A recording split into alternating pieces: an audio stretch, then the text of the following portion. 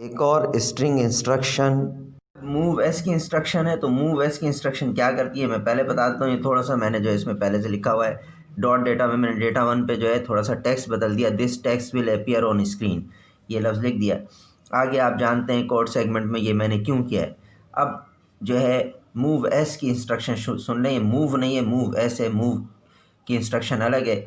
Move की instruction जैसे मैं लिखूँ मूव ए एक्स कॉमा बी एक्स, तो ये रजिस्टर से रजिस्टर में मूव कराएगी। अगर मैं कोई मेमोरी एड्रेस करता हूँ तो मूव की इंस्ट्रक्शन जो है नॉर्मली अगर आप जैसे बी एक्स रजिस्टर ले रहे हैं उसके अंदर स्क्वायर ब्रैकेट में आपने दे दिया तो डेटा सेगमेंट की मेमोरी को एक्सेस करेगा वगैरह वगैरह। ये मूव एस की इंस्ट्रक्शन है। मूव एस का मतलब है मूव स्ट्रिंग। ये भी इसी तरह चलती है मूव एस बी, यानी मूव एस मूव स्ट्रिंग कराएगी byte string, move S W और फिर 32 बिट मोड में मूव एस डी, ये इस तरह से। और बाकी सब कुछ उसी तरह है लेकिन इसमें डबल मूवमेंट होती है। और जैसा कि मैंने कहा था कि ये आपके पास जो है ऐसी इंस्ट्रक्शन है जो कि एक मेमोरी से दूसरी मेमोरी में डायरेक्टली डेटा मूव कराती है कुछ इंटरनल सर्किट ट्राई के ज़रिए से, ठीक है ना, यानी कुछ इंटरनल इंटरफेस आप कह लें सर्किट्स के ज़रिए से। तो बहरहाल देखिए मूव एस की इंस्ट्रक्शन कैसे काम करती है। करती है कि डेटा सेगमेंट के उस ऑफसेट एड्रेस से जिसको एस आई होल्ड कर रहा हो, अगर मूव एस बी है तो बी फॉर एक बाइट है, तो डेटा सेगमेंट के उस ऑफसेट एड्रेस से जिसको एस आई होल्ड कर रहा हो एक बाइट का डेटा एक्स्ट्रा सेगमेंट के उस ऑफसेट एड्रेस पे मूव करवाएगा जिसको आपके पास डी आई होल्ड कर रहा हो। और क्योंकि इसमें मूवमेंट एक बाइट की हुई है लिहाजा डी आई और एस आई में एक चेंज होगा। अब चेंज कैसे होगा, अगर डायरेक्शन फ्लैग बिट क्लियर है यानी उसमें ज़ीरो है तो डी आई और एस आई दोनों एक एक ऐड होगा दोनों के ऑफसेट एड्रेस में, यानी उनमें उन offset address as a data उन रजिस्टर में मौजूद है डी आई और एस आई में, तो उस डेटा में एक एक ऐड होगा। और अगर डायरेक्शन फ्लैग बिट हाई है यानी सेट हुई हुई है तो आपके पास उसमें एक एक डिक्रीमेंट होगा दोनों में, एस आई और डी आई में। क्यों? क्योंकि इसमें दोनों रजिस्टर ऑफसेट एड्रेस होल्ड कर रहे हैं, एस आई डेटा सेगमेंट का और डी आई एक्स्ट्रा सेगमेंट का, ठीक है ना। इसी तरह मूव एस डब्ल्यू अगर है तो जाहिर है वो 2 बाइट का डेटा मूव करवाएगी। कैसे? डेटा सेगमेंट के उस ऑफसेट एड्रेस से जिसको एस आई होल्ड कर रहा है और उससे अगले ऑफसेट एड्रेस से यानी उससे अगली बाइट से 2 बाइट का डेटा एक्स्ट्रा सेगमेंट के उस ऑफसेट एड्रेस पे जिसको डी आई होल्ड कर रहा है उधर और उससे अगली बाइट पर मूव कराएगा। यानी पहली वाली बाइट पहली बाइट पे, डेटा सेगमेंट की पहली बाइट एक्स्ट्रा सेगमेंट के पहली बाइट पे जो डी आई होल्ड कर रहा है और दूसरी बाइट दूसरी पे, इस तरह से। तो अब मैं जो हूँ इसको एक थोड़ा सा करके दिखाता हूँ और डायरेक्ट ये बनाता हूँ कि this text will appear on screen, और इसको मैं बनाता हूँ। लेकिन ये कितने कैरेक्टर हैं अभी हमें नहीं पता चल रहा, तो मैं इसको यूँ करूँगा कि ऐसे ही जो है 30 कैरेक्टर लिख देता हूँ। चलें जैसे कि तो अभी हमारे पास जो है मैंने 30 कैरेक्टर मूव कराने तो मैं लूप के थ्रू कराऊंगा, तो ये मैं आपके पास जो है इसको लेकिन ये जो है ये मूव एस से खाली, ये मूव एस से जो है कैसे होगा, ये this text will appear on screen ये एज इट इज़ अपीयर नहीं होगा। अभी हम उसकी वजह बता देते हैं। तो आपके पास मैंने किया यहाँ पे मैंने किया कि आपके पास अब देखें एक्स्ट्रा सेगमेंट में मूव करवाना है डेटा सेगमेंट से, तो डेटा सेगमेंट का एड्रेस तो हमने कर दिया, यहाँ पे डाल दिया डी एस में। ई एस रजिस्टर में भी कोई ना कोई एड्रेस डालना है तो मैं फिर वही जो है वीडियो रैम का एड्रेस डाल देता हूँ। लेकिन आप जानते हैं कि डायरेक्टली आप कोई नंबर नहीं मूव करा सकते, लिहाजा मैंने फिर पहले इसको किसी भी डेटा रजिस्टर में ए एक्स में बी एक्स में सी एक्स में किसी में मूव करा सकते हैं। और ये 16 बिट का एड्रेस है, लिहाजा जो आप किस में मूव कराएंगे, किसी 16 बिट के रजिस्टर में। फिर उसको जब सेगमेंट रजिस्टर में मूव कराएंगे तो एड्रेस लाइन पे वो 16 बिट का ही रजिस्टर एड्रेस मूव होगा, लेकिन जब एड्रेस लाइन पे रन होगा तो 20 बिट का बन जाएगा, ठीक है ना। तो 0B800 हमने लिख दिया, ठीक है ना, एच। और ये इससे पहले 0 क्यों लिखा आप इसकी वजह जानते हैं, मैंने अभी बता दिया था। हेक्साडेसिमल में डेटा लिखेंगे तो क्या होगा ये सब बता चुका हूँ।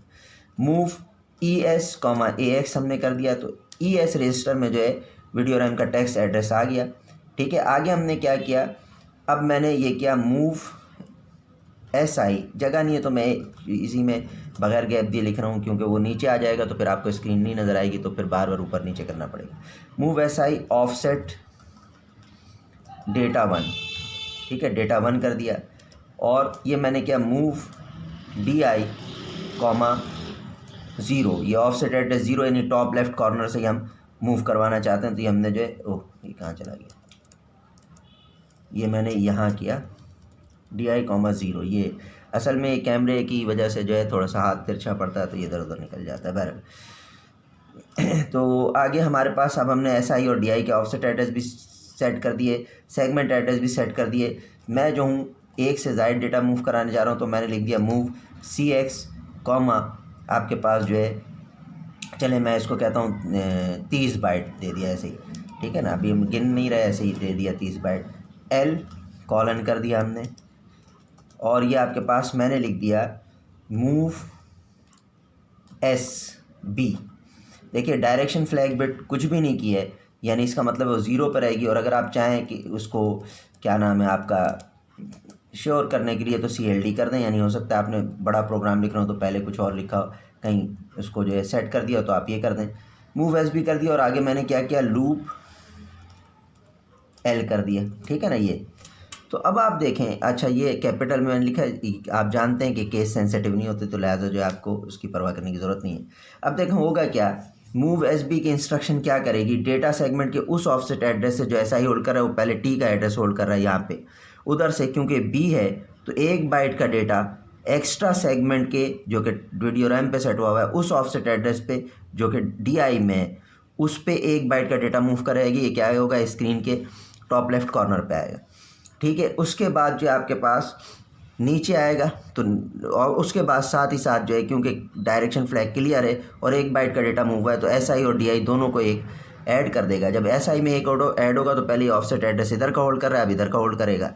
और उसके बाद जो DI में एक ऐड होगा, DI top left corner video RAM में टॉप लेफ्ट कॉर्नर का जो टेक्स्ट का कोड लिखने का बाइट थी उससे अगली बाइट पे आएगा, उस बाइट पे एट्रीब्यूट यानी उसका कलर लिखा जाता है।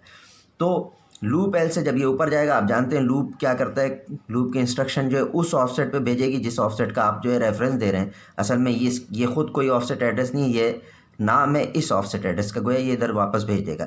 लेकिन साथ ही साथ लूप की इंस्ट्रक्शन इसमें से एक माइनस भी करेगी, भाई ये 29 हो जाएगा। अगली बार में जब ये मूव SB की इंस्ट्रक्शन एग्जीक्यूट होगी तो उस ऑफसेट एड्रेस से जिसको SI होल्ड कर रहा है, अब ये वाला होल्ड कर रहा है डेटा सेगमेंट के उस ऑफसेट एड्रेस से एक्स्ट्रा सेगमेंट के उस ऑफसेट एड्रेस पे जिसको DI होल्ड करा। अब DI जो है वीडियो रैम में दूसरी बाइट पे है, यानी ऑफसेट एड्रेस 0 के बाद ऑफसेट एड्रेस 1 पे, जहाँ जो है फर्स्ट ऑफसेट एड्रेस 0 पे जो भी कैरेक्टर का ASCII कोड आपने दिया है उसको किस कलर में डिस्प्ले होना है, क्या एट्रीब्यूट होना है, उसका बैकग्राउंड फोरग्राउंड कलर क्या होना है, वो लिखा जाता है। तो ये H जो भी इसका ASCII कोड बन रहा होगा ना, ये असल में उसका उस कैरेक्टर T का कलर बन जाएगा, ठीक है। यानी T आएगा, उसके बाद H नहीं आएगा, बल्कि H इसका जो भी कोड बन रहा है कलर बन जाएगा इसका, फिर I आएगा और S नहीं आएगा क्योंकि S अगली बाइट पे जाके राइट होगा वीडियो रैम में और वो इसका कलर बन जाएगा। इस तरह से ये क्लियर होगा। तो मैं इसे दिखा देता हूँ आपको करके। अब मैंने ये सारी की सारी जो है बातें कर दी, सिर्फ मैं सब कुछ वैसे ही, सिर्फ एक चीज़ है जिसको मैं दिखा दूँगा, क्योंकि इस इंस्ट्रक्शन में मूव SB की इंस्ट्रक्शन में दोनों SI और DI दोनों इन्वॉल्व होते हैं, ऑफसेट होल्ड करते हैं। तो जैसे ये इंस्ट्रक्शन एग्जीक्यूट होते हुए डेटा ट्रांसफ़र करते ही साथ यही इंस्ट्रक्शन, इसी का मशीन कोड जो है SI और DI दोनों में जो है इंक्रीमेंट या डिक्रीमेंट करेगा, क्योंकि हमने इस वक्त डायरेक्शन फ्लैग क्लियर किया हुआ तो इंक्रीमेंट करेगा, ठीक है ना। ये तो अब आपके पास मैं इसको रन करता हूँ, ठीक है ना जी। और ये हमने जो इसको रन किया,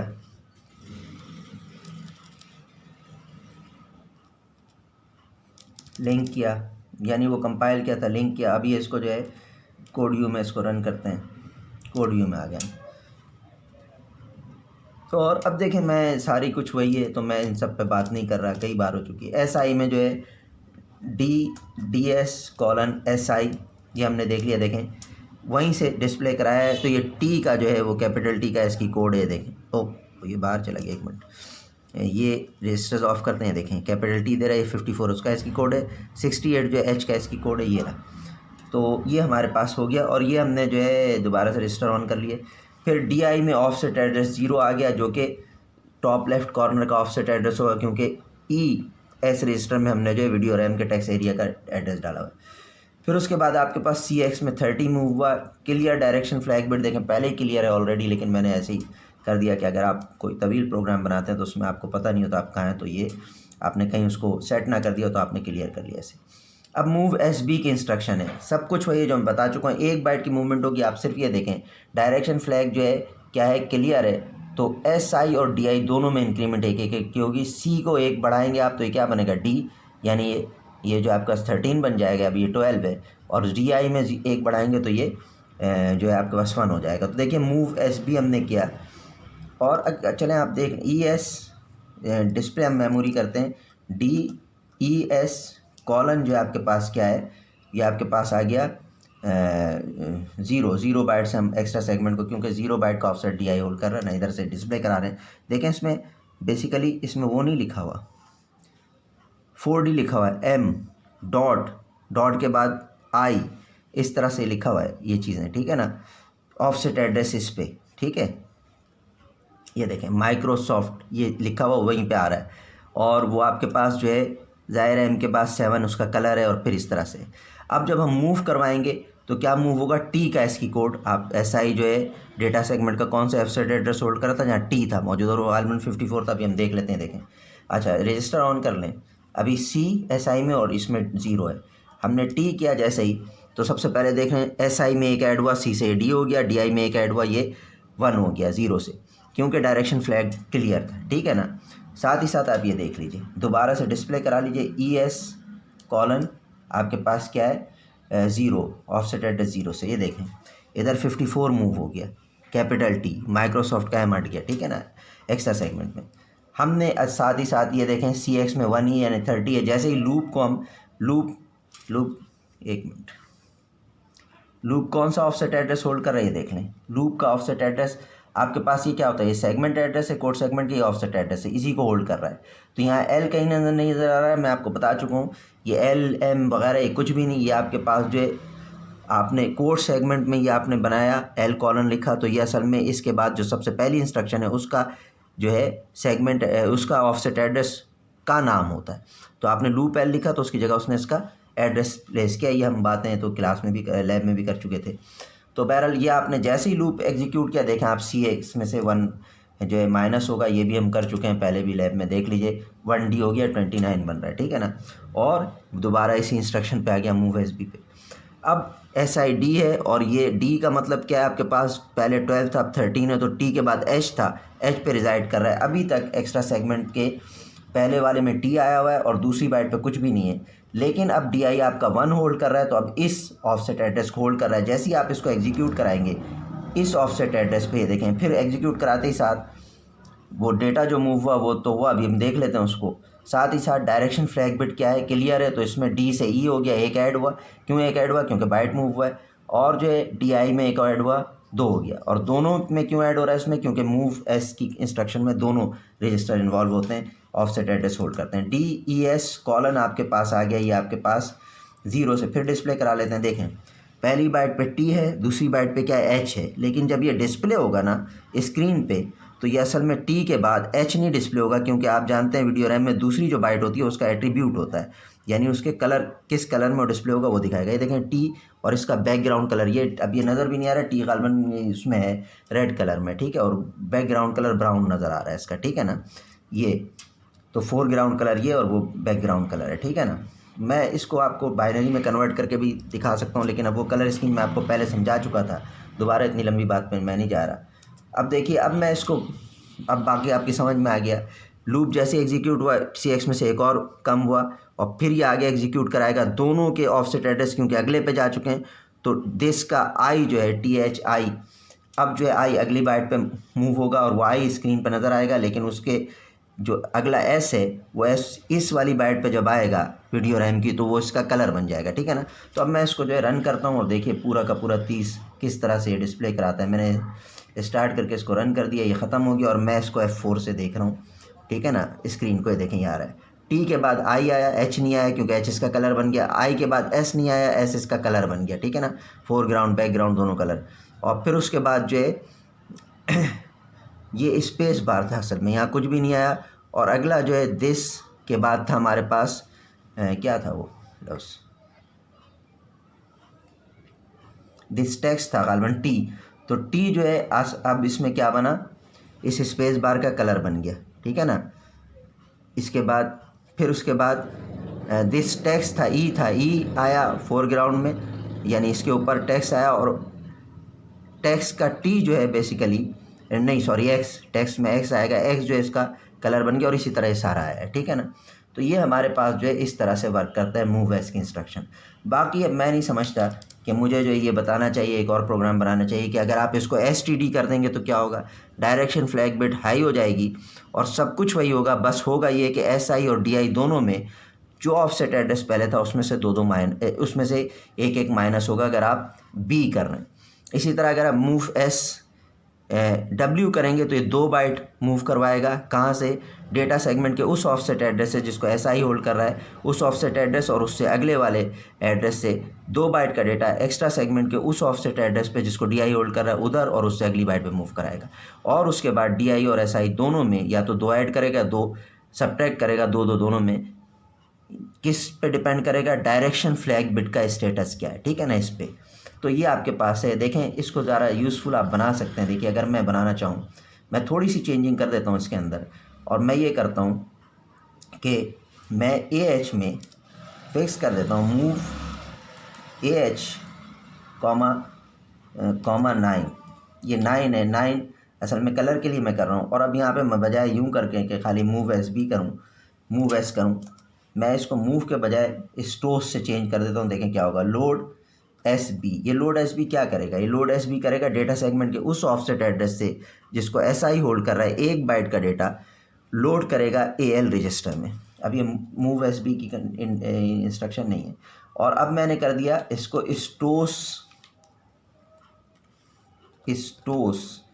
W कर दिया।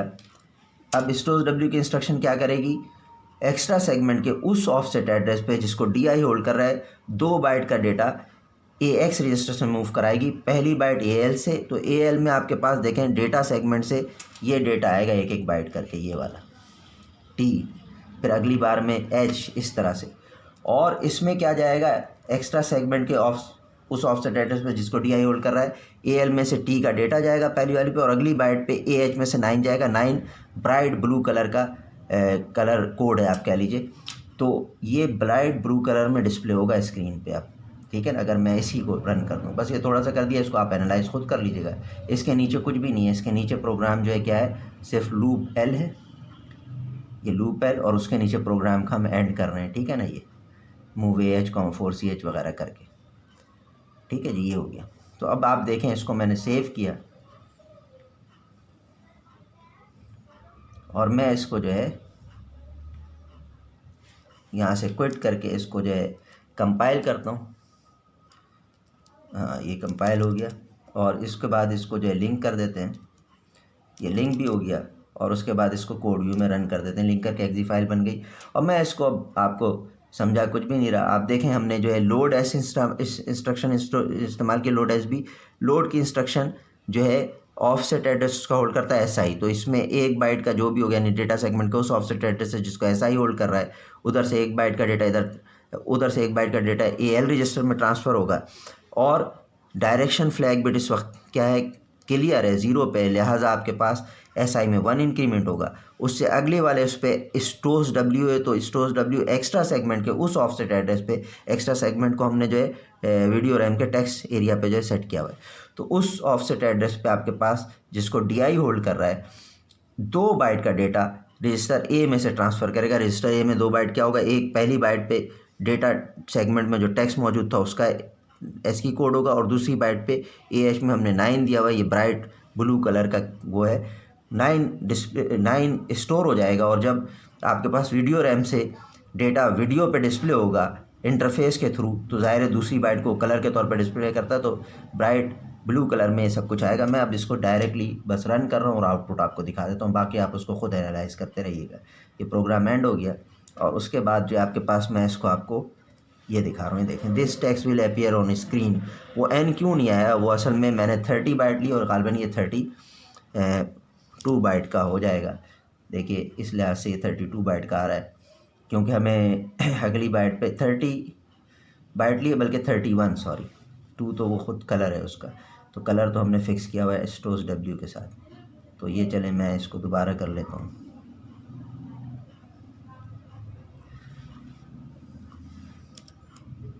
ये मैं इसको क्या वो कंपाइल किया, लिंक करके एक्जी फाइल बना दी, कंपाइल करके ऑब्जेक्ट फाइल बनाई थी, और कोड व्यू में रन कर दिया। और मैं इसको डायरेक्ट जो अल्टर R करके रन कर देता हूँ, ये आपके पास ख़त्म। और ये F4 करके इसको देखें, this text will appear on screen, ठीक है ना। और किस कलर में नज़र आ रहा है, अब ज़ाहिर है ये कैमरा थोड़ा सा बड़ा फोकस करना पड़ता है, तो इतना शायद साफ नहीं नज़र आ रहा है, फिर भी नज़र आ रहा है, मैं देख रहा हूँ कि ब्लू कलर में नज़र आ रहा है। तो ये स्ट्रिंग इंस्ट्रक्शन थी आपकी।